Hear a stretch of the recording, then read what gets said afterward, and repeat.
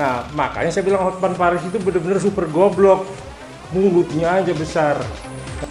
Lu boleh pakai 16 orang lu punya lawyer, bila lu tambah 160 lagi, kita nggak takut sama lu.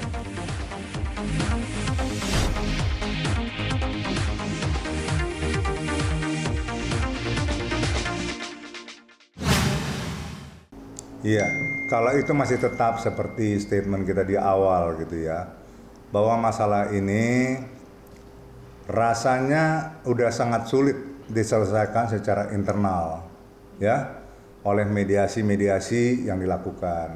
Kenapa? Statement-statement yang dikeluarkan oleh pihak sana itu sudah terlalu menyakiti dan membuat ketersinggungan yang dalam. Dan kita juga melihat bahwa pelanggaran-pelanggaran etik sudah dilakukan, baik oleh lawyernya ya maupun oleh pihak daripada Ibu Desinya sendiri. Jadi ada pelanggaran etik ini kan menyangkut kepada profesi sebagai advokat. Ya kan, pelanggaran etik atau tata krama yang kami maksudkan adalah mengenai barang-barang yang diambil ya kan tanpa izin daripada klien kami. Ini kan juga kan ada etika dalam berkeluarga. Apakah boleh barang yang katakanlah masih dalam status harta bersama kemudian dikeluarkan begitu aja? Kan itu juga ya. Dan saya perlu sampaikan di sini karena waktu terbatas ya. Jadi kalau ada anggapan ya dari pihak Hotman Paris ya dan dari Bu Desi yang mengatakan bahwa apa sih itu cuma ambil dapurnya aja udah ribut segala macam.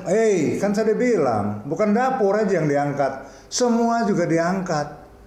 Ya kan, semua lemari, semua buffet, semua segala macam sampai berangkas, ya kan. Nah terus orang bilang, wah gitu aja berhitung, udah nggak pernah dikasih apa-apa juga ngomong isi berangkasnya segala macam. Nih kita mau tunjuk nih ya. Ini suami yang pelit begini. Coba kalian masukin. Ini kah suami yang pelit yang kalian kasih gambaran? Ini ulang tahun. Ya, ulang tahun tuh. Lihat tuh 2020 dolar bergepok-gepok dikasih. Ya toh? Jadi masih berani ngomong pelit lagi gitu. 22 tahun diurusin, kemudian masih keluarkan statement yang begitu gitu. Itu kan sangat-sangat tidak etis gitu ya. Karena kita harus kayak Pak Kartade bilang, lu terima kasih dong, ya toh. Udah 22 tahun dikasih makan, dikasih fasilitas segala macam. Ya kan? Ada nggak suami begini dikasih hadiah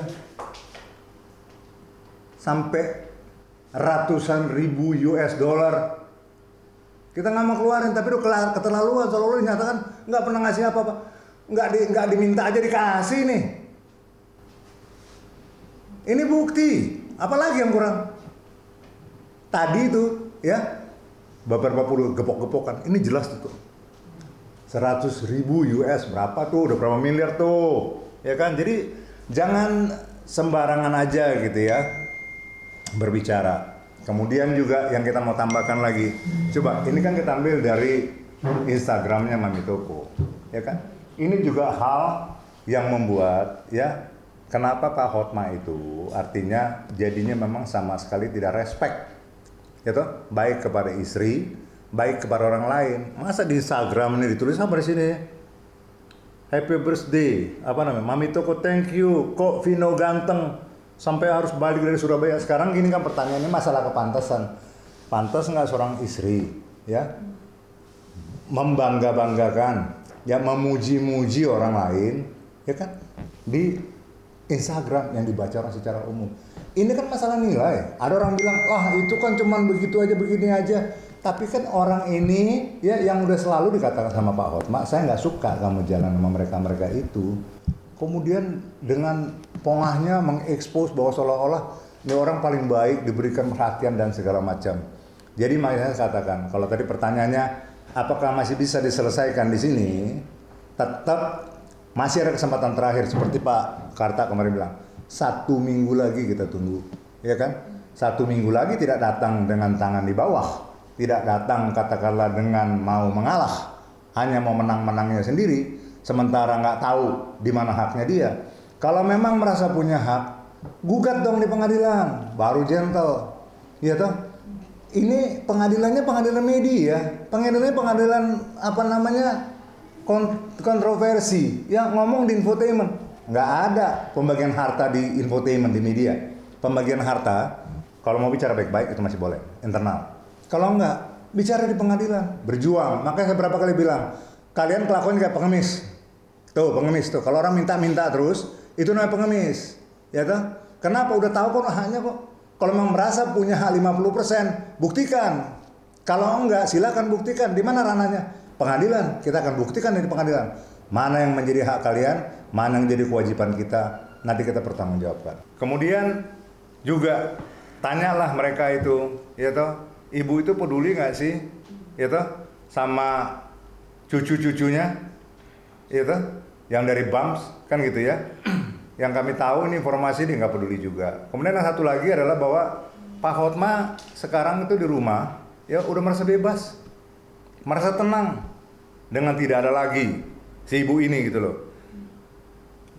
Yang jelas kita tegaskan kita nggak pernah usir, tetapi artinya rumah tangga ini ya Pak Hotma klien saya bersama anak cucunya jadi damai sukacita itu ya. Kemarin kita ngumpul dengan segala macam dengan free, dengan tidak ada beban lagi. Jadi artinya kalau sana bilang mereka juga udah tidak ada lagi keinginan untuk kembali, silakan aja. Kan mereka yang mau meminta katakanlah haknya dia, ya toh? Nah kemudian dia minta, kita nggak bisa tanggapi karena permintaannya dia berlebihan. Sekarang kalau dia mau minta berlebihan, uji di pengadilan aja. Begitu aja deh, ya toh? Kita nggak mau lah tanggapin. Jadi kalau ada dibilang cabut laporan ke Pradi, silakan berpikir 10 kali atau 2 kali. Kan sudah bilang kemarin, jangan sampai tidak dilaporkan. Ya, kita beradu aja deh di ranah apa namanya peradilan. Jangan bertempur terus seperti ini gitu ya. Kita juga nggak punya waktu. Sekali lagi saya bilang nggak usah jual-jual, bilang oh itu lawyer di sana nggak apa namanya cari kesempatan cari panggung. Hey Hotman Paris, ingat kasus dulu tuh. Ini saya sebutin nama nih sekarang nih. Ananda Mikola dulu sama Marcella Zalianti. Kamu pengacaranya dia. Saya sebagai pelapor dulu mewakili Agung. Kau bisa nggak lepaskan kau punya klien? Nggak bisa kan? Kau pernah kalah sama saya, ya toh? Udah tuh kau anggap, kau minta saya bersalaman di pengadilan di Jakarta Pusat. Besok kau expose bahwa kita berdamai. Kemudian keluarga klien saya tersinggung. Kenapa Pak Partahi bisa damai dengan kuasa hukum dan pihak terlapor dalam hal pada waktu sudah jadi terdakwa di pengadilan. Saya wawancara pada waktu itu, saya bilang itu bohong. Pengacaranya itu ngomong bohong. Tidak ada perdamaian segala macam. Itu Hotman Paris masuk mau ke ruang sidang. Dia lihat saya lagi konferensi pers di dalam. Dia ketakutan, dia kabur. Kau udah pernah kabur dari kita, ya tak? Dan kau akan kalah lagi berada nama kita. Ya, ini aja yang berdua aja hadapin. Ya, lu boleh pakai 16 orang lu punya lawyer, bila lu tambah 160 lagi, kita nggak takut sama lu. Ya, kalau itu simpel nanti ditambahin Bang Karta ya. Kalau benar, ya saya nggak mau dong mengatakan saya senang atau enggak, karena saya nggak tahu informasi ini. Ya kan, ini kan saya cuma dengar informasi ini. Apakah informasi ini akurat kan kita juga nggak tahu. Kalau memang dicabut, sesuailah sama apa yang sudah disampaikan berkali-kali ya oleh rekan saya Muara Karta. Karena memang itu jalan yang terbaik menurut pandangan kita gitu ya untuk menyelesaikan. Karena selalu yang bikin ribut-ribut, yang jadi biang keroknya itu memang Hotman Paris. Ya, kan dari pertama. Jadi kalau gini ya, saya jelaskan sekali lagi ya. Mengenai tutup mulut, dia bilang nih mau laporkan tutup mulut. Tutup mulut itu pengertiannya ya yang disampaikan Komisi Hotang sekali lagi itu supaya dia jangan mengekspos ini berlebihan lagi. Diam biar Pak Hotma menyelesaikan dengan Bu Desi. Ya itu satu. Kemudian dibilang sekarang saya mau laporin nih. Yang hal kedua, alasan kedua, saya dibilang kambing. Ini sekali lagi kita tegaskan ini ya, kita jelaskan nih biar ngerti. Ini dokter nggak ngerti-ngerti juga nih sama bahasa Indonesia, ya toh? Jadi yang dibilang itu, kalau manusia itu dipegang mulutnya, kalau kambing itu dipegang buntutnya atau ekornya, itu hanya istilah aja. Sama saya sekarang mengatakan sama dia, Hotman, kau yang menabur angin, nanti kau akan menuai badai.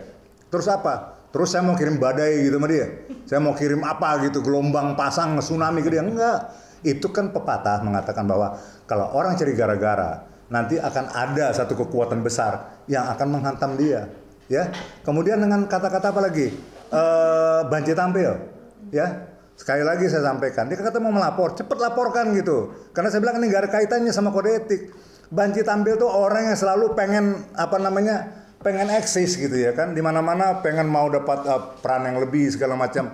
Saya nggak tahu lah entah bagaimana caranya. Ada juga orang yang gayanya katakanlah mungkin arogan, ada orang dengan lucu-lucu, ada juga orang dengan gaya badutan terkenal gitu ya. Saya nggak tahu lah, kalian bisa artikan sendiri ya. Kalau buat kita memang ya asal laku aja gitu. Cuman kalau kita sih malu lah ya. Kalau mesti kayak badutan gitu ya kan, menjadi terkenal. Jadi terkenal itu ada dua.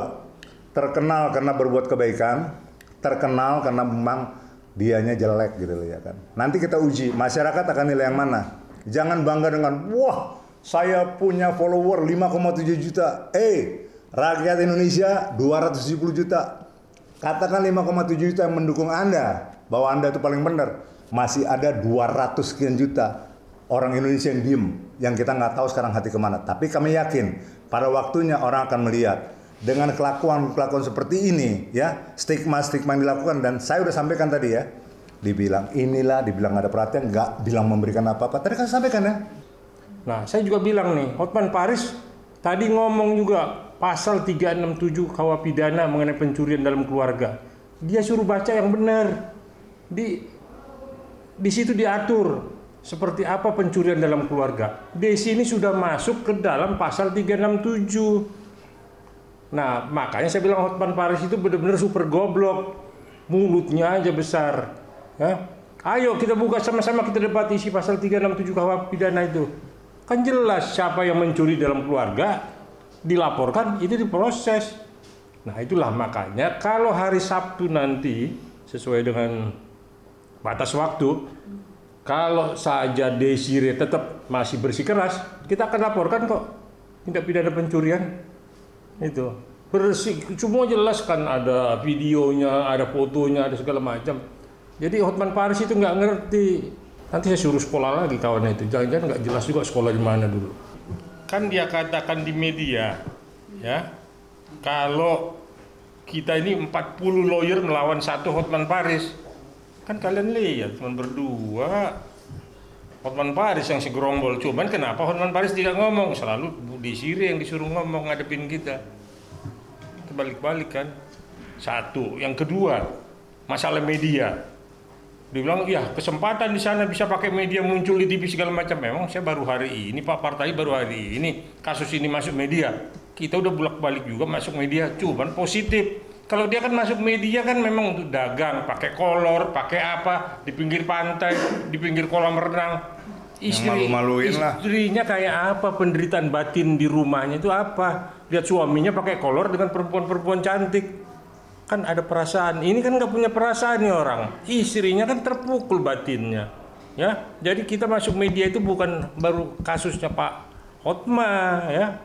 Kita udah sering kalau kita positif membela klien, infotainment butuh informasi. Kalau dia kan enggak, dagang kolor, dagang piyama, entah di Bali, entah di Kelapa Gading, Kopi Joni sana.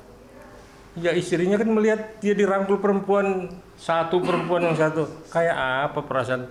Sejelek-jelek istri kita pun mesti kita jaga perasaan batinnya. Itulah ya intinya. Ya, jadi satu lagi. Jangan ngomong bahwa Anda itu katakanlah seolah-olah punya magnet sehingga kasus ini meledak segala macam. Enggak lah.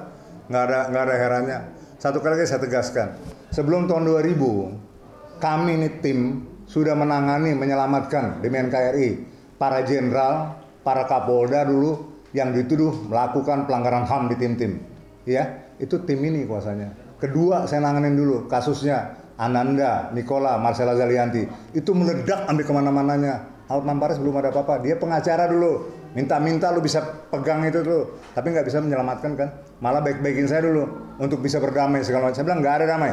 Satu kali saya lapor. Jadi itu track recordnya. BNN kemarin bagaimana meledaknya, Raffi Ahmad ditangkap, ya pakai Hotma Sitompul. BNN kesulitan cari lawyer, cari Partai Hisi Hombing. Jadi jangan dibilang itu pengacara sana kalama. Kau waktu itu belum ada. Kau belum ada Hotman Paris. Hotman Paris baru muncul belakangan. Jangan masih di kampung. Ya masih di kampung. Iyalah. Masih di Lagu Boti kali, nyangkul kali ya. Gitu aja deh. Iya. Ya capek ngadepin orang kayak begitu. Ya, kita juga sebenarnya nggak mau ngomong nih, mudah-mudahan ini terakhir nih kita dicari-cariin dia. Ya males, nggak punya waktu juga gitu loh ya. Dan kalau memang dia bilang, saya nggak cari duit, nggak ada hepengnya di kasus perceraian seperti ini, keributan keluarga. Jangan pegang kalau gitu. Tapi kita nggak larang, dia mau pegang boleh pegang. Tapi artinya ikutilah aturan main yang benar. Jangan diekspos, lakukan mediasi yang benar ya kan. Kalau enggak silakan berjuang di pengadilan. Kalau seperti ini sampai sekarang mana nggak dioper bagian kami. Loh, emang kita punya kewajiban apa? Oh, kau begini enggak lah. Kalau udah masalahnya sekarang sudah ada terpisah antara pihak kita pihak sana harus membuktikan. Itu namanya kan dia bilang begini, dia mendalilkan bahwa ada harta seolah-olah, mbak kena bagian kita. Itu secara hukum kita mendalilkan. Kalau dia mendalilkan bahwa ini itu, ya harta bersama ini menjadi merupakan jadi bagian yang mesti dibagi, silakan buktikan barang yang mana. Siapa yang mendalilkan, dia harus membuktikan. Anda nggak mampu membuktikan itu di media, buktikan di pengadilan.